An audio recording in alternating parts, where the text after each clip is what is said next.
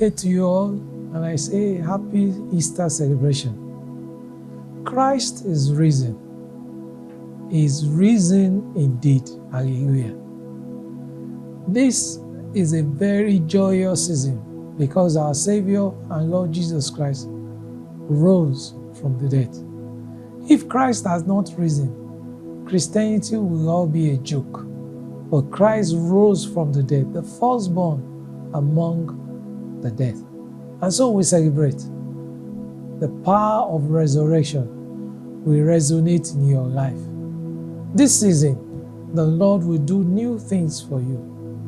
The Lord will change your situation from good. Whatever has been dead that is good in your life, it will resurrect in the name of Jesus Christ. The divine protection of the Lord will go with you as you go. In all that you do, it shall be well with you.